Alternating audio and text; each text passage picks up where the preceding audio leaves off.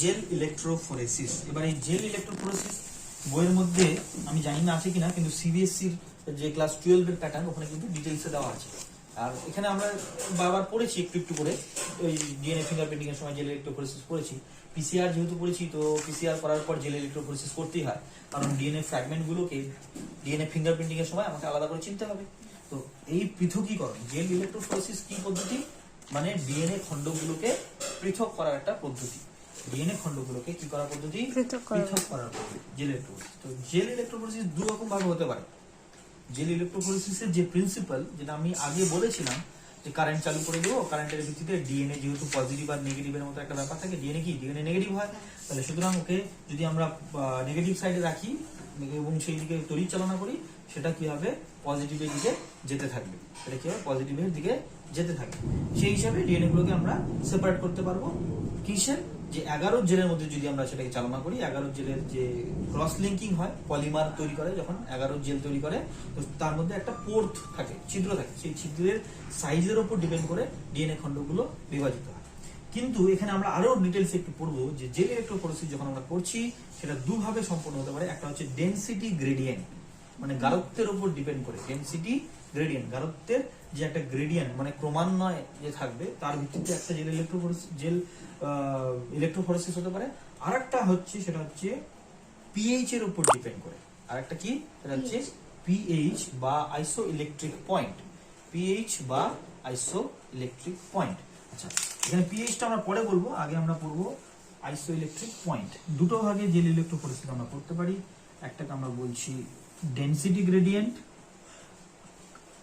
Density, আর একটা বলছি আইসো ইলেকট্রিক পয়েন্ট, আইসো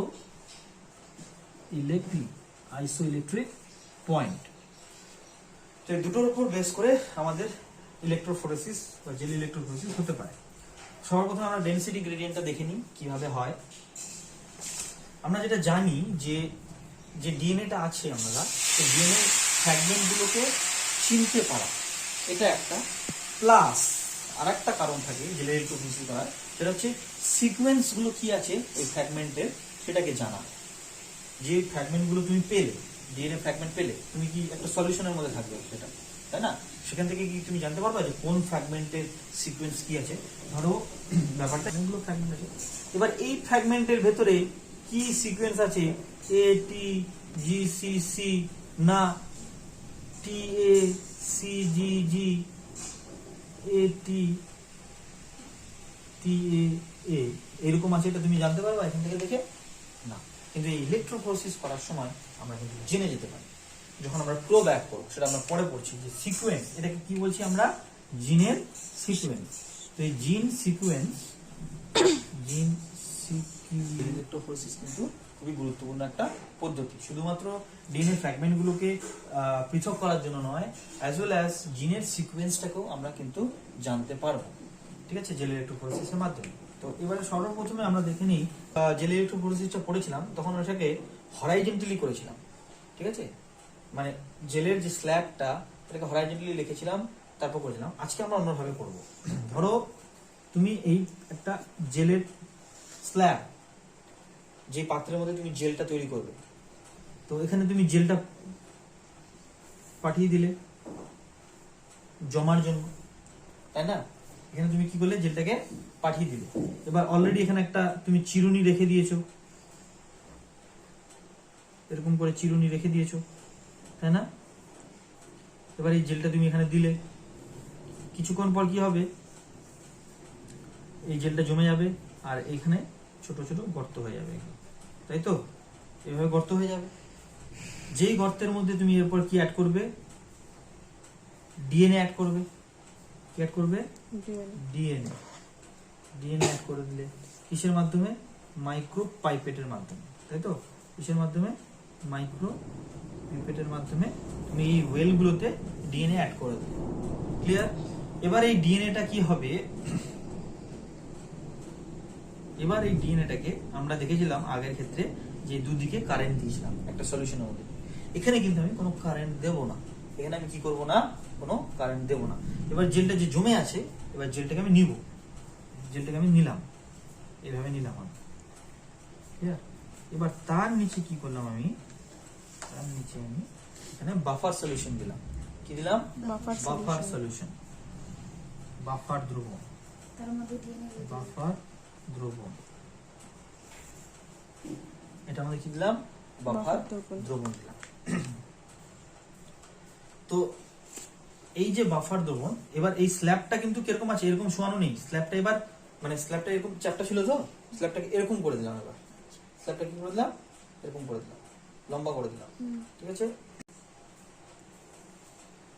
এটা অন্য পাত্রে বাফার, হ্যাঁ এটা অন্য পাত্রে বাফার নেব। ঠিক আছে, এবার বাফার দ্রবণটা কি হবে? এই স্ল্যাবের মধ্যে যাবে। যে এই যে এটা কি, এটা জেল স্ল্যাব, এটা জেল স্ল্যাব, জেল স্ল্যাব। এবার এই জেল স্ল্যাবের মধ্যে আমি এটাকে শুইয়ে রেখেছি। ঠিক আছে, জেল স্ল্যাবের মধ্যে আমি এটাকে শুইয়ে রেখেছি।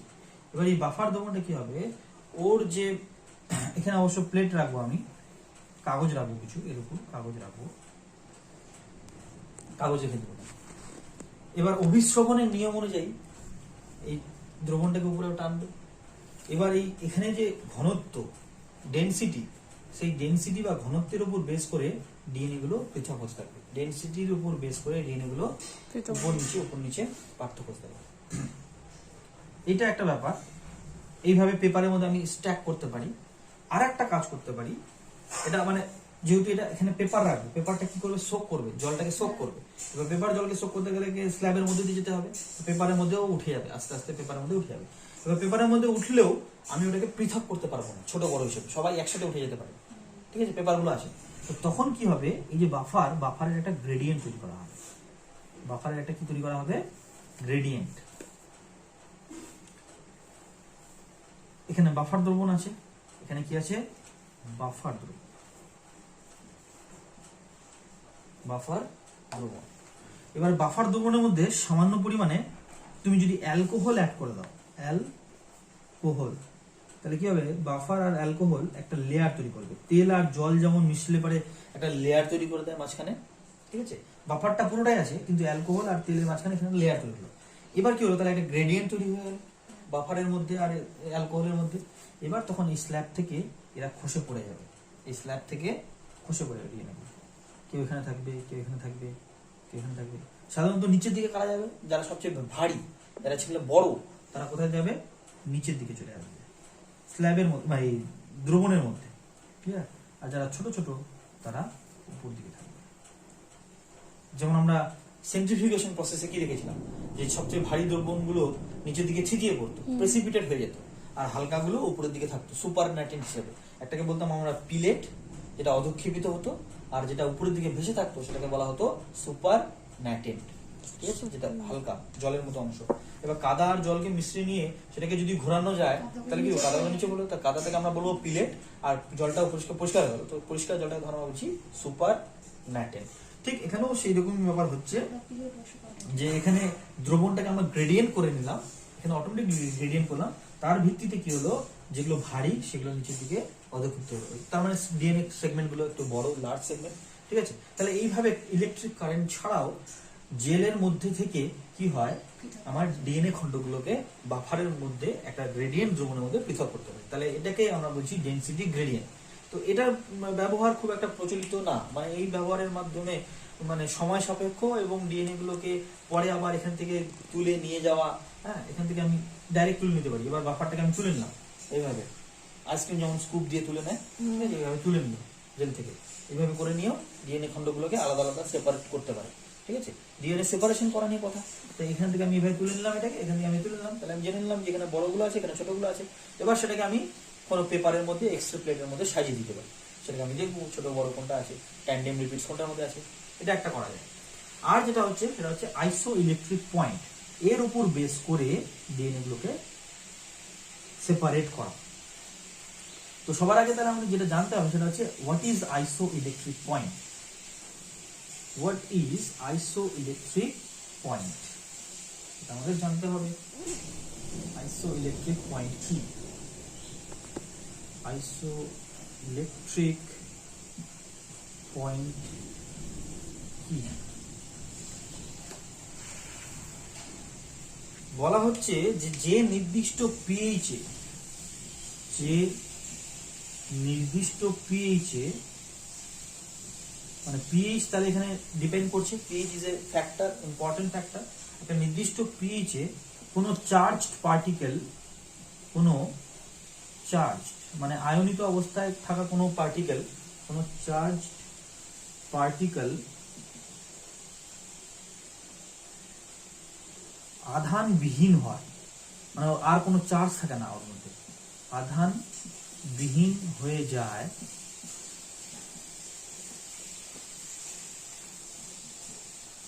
সেই পিএইচ কে ওই পার্টিকেলের আইসোইলেকট্রিক পয়েন্ট বলে।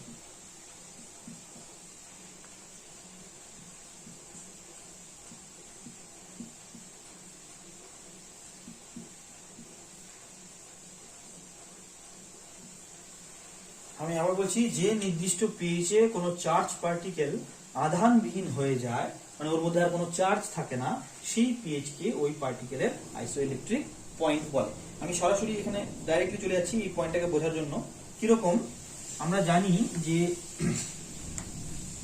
যখন আমরা ইলেকট্রোফোরেসিস করেছিলাম, এখানে আমরা একটা বাফারের দ্রবণ নিয়েছিলাম। কিসের দ্রবণ? Buffer solution. এবং তার মধ্যে, বাফার সলিউশনের মধ্যে এই জেল স্ল্যাবটাকে রেখেছিলাম আমরা, 11 জেল স্ল্যাব, তাই না? এই জেল স্ল্যাবটা ধরো ছিল এখানে। এবার এই জেল স্ল্যাবের মধ্যে কে ছিল? আমার ওই ডিএনএ গুলো ছিল। জেল স্ল্যাবের মধ্যে কে ছিল? আমার ডিএনএ গুলো ছিল খন্ডকের মধ্যে, এবার সরি ওয়েলের মধ্যে, তাই তো? এবার কি হয়েছিল, আমরা একদিকে আমরা এদিকে ধরো নেগেটিভ দিয়েছিলাম আর এদিকে পজিটিভ ইলেকট্রোড দিয়েছিলাম। তো কারেন্ট চালনা করার পরে কি হয়েছিল, যে এরা যখন আমরা তড়িৎ প্রবাহ চালনা করেছিলাম, যেহেতু ডিএনএ সেগমেন্ট গুলো নেগেটিভ, তাই ওরা কি হচ্ছিল? পজিটিভের দিকে যাচ্ছিল। কিন্তু যেতে যেতে আমরা বলি, প্রথমে যখন পড়েছিলাম তখন বলেছিলাম যে এই যে 11 জেলটা, এর মধ্যে যে পলিমার আছে তার ছিদ্র কোথাও ছোট কোথাও বড়, সেই হিসাবে ওরা আটকে যাচ্ছিল। কিন্তু এখন আমরা জানবো যে ধরো যদি আমি সব জায়গাটায় এক ইকুইভ্যালেন্ট ছিদ্রযুক্ত একটা জেলের সলিউশন তৈরি করলাম, ক্লিয়ার? সব জায়গায় একই রকম ছিদ্র, তাহলে তো সবাই একই ভাবে বেরোতে পারে, তাই না? সবাই একই রকম ভাবে যাবে, তাহলে তো আমি সেপারেট করতে পারবো না, আলাদা খণ্ডগুলোকে আলাদা করে চিন্তা করতে পারবো না। তো তখন কি করা হলো, যেখানে বাফারের সলিউশন হলো, এই জায়গাটায় যে তরলটা নেওয়া আছে সেটাকে আমরা কি বলছি? বাফার। সাধারণত দেখা যায় যেখানে ট্রিস বাফার বলে একটা বাফার নেওয়া হয়, ট্রিস বাফার বলে একটা বাফার নেওয়া হয়। এখানে এই তরলটার মধ্যে এবারে জেলটাকে রাখা আছে, তরলটা। এবার বাফার যে দ্রবণ, বাফার দ্রবণ কাকে বলে? বাফার দ্রবণ হচ্ছে না ক্ষারীয় না অ্যাসিডিক, প্রায় প্রসম বাফার যে থাকে। রক্ত কখনো বাফার হিসেবে কাজ করে, মানে নিউট্রালাইজ করা হয়েছে, এই কথা থেকে যে বাফার। তাহলে এমন একটা দ্রবণ না হলো যেটা প্রায় বাফার থাকে। তো বাফার থাকলেও কি হয়, যেহেতু জেলটা দেওয়া আছে, তো জেলের একটা কোয়ালিটি আছে, তার সাথে এই বাফার রিঅ্যাকশন করে বাফারের একটা গ্রেডিয়েন্ট তৈরি হয়। বাফারের কি তৈরি হয়? একটা গ্রেডিয়েন্ট তৈরি হয়। জেলটার মধ্যে বাফারের একটা গ্রেডিয়েন্ট তৈরি হয়ে গেল। ব্যাপারটা বুঝতে পারছো?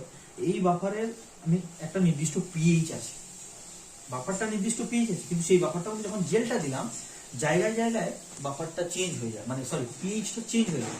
ধরো আমি যদি ভাবি জেলটাকে যদি ক্যাটাগরাইজ করি এরকম ভাবে, মানে কাল্পনিক রেখা দিয়ে যে জেলের স্ল্যাবটা আছে সেটাকে যদি আমি ভাগ করি, তাহলে দেখবো যে এই জায়গাটায় হয়তো পিএইচ 5 আছে, এই জায়গাটায় দেখা যাচ্ছে পিএইচ 6 আছে, এই জায়গাটায় 7 আছে, এই জায়গাটায় 8 আছে, এইভাবে ভাগ আছে। পিএইচ এর একটা গ্রেডিয়েন্ট হলো কেন? ওই যে আমি বাফার সলিউশনটা নিয়েছি তার জন্য।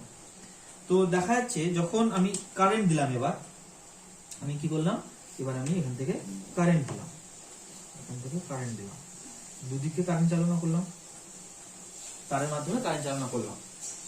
এবার নেগেটিভ দিক থেকে ডিএনএ গুলো পজিটিভ দিকে যাবে।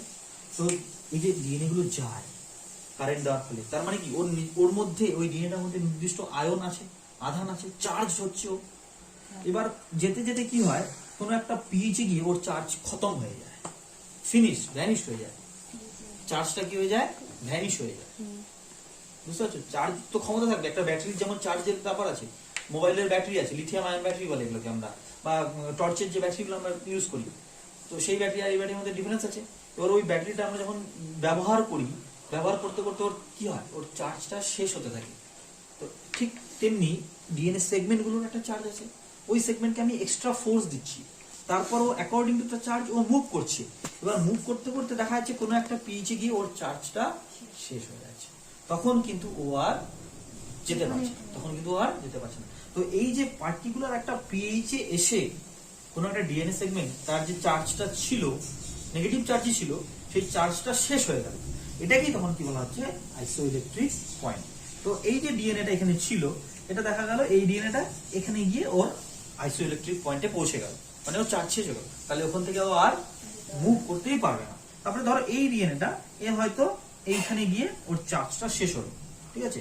পরের ডিএনএটা ও দেখা গেল যে ওর 6 নম্বরে এসে ওর চার্জ শেষ হলো, পরের ডিএনএ দেখা গেল একদম শেষ মাথায় এসে চার্জ শেষ হলো। তাহলে আইসোইলেকট্রিক পয়েন্ট বলছি আমরা সেটা। তাহলে এই আইসোইলেকট্রিক পয়েন্টের ভিত্তিতে তখন কারেন্ট প্রবাহ করলে পারে এই স্ল্যাবটাকে আমরা যদি দেখি, তখন দেখবো যে স্ল্যাবের মধ্যে তখন কি দেখবো, যে এইটা এখানে আর নেই, এখন কিছুক্ষণ পর এটা এই জায়গাটা ভ্যানিশ হয়ে গেছে, এইটাও এই জায়গা থেকে ভ্যানিশ হয়ে গেছে, এটা এখানে চলে এসছে, এটা এখানে চলে এসছে, আর এটা একদম ওইখানে চলে এসছে। কালোগুলো তো না দিয়ে বড় ডিএনএ চার্জ বেশি থাকে, মানে খন্ডটা। হ্যাঁ, হতেই পারে, যেহেতু ও বড় তাই ওর চার্জ হয়তো বেশি আছে, আর সেই ক্ষেত্রে ও যাচ্ছে, ছোট ডিএনএ চার্জ কম, ওইখানে থেকে যাচ্ছে। এখানে কিন্তু ওই বড় ডিএনএ যেমন আগে নেমে গেছিল, ছোট ডিএনএ নেমে গেছিল, এরকম ব্যাপার থাকতে পারে। তাহলে আইসোইলেকট্রিক পয়েন্টের ভিত্তিতে আমরা এইভাবে জেলি ইলেকট্রোফোরেসিস করতে পারি।